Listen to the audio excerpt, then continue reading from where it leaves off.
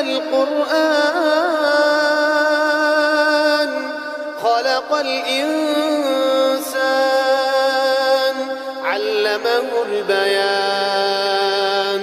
الشمس والقمر بحسبان والنجم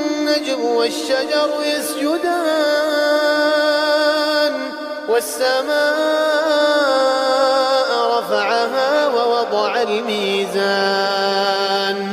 ألا تطغوا في الميزان وأقيموا الوزن بالقسط ولا تخسروا الميزان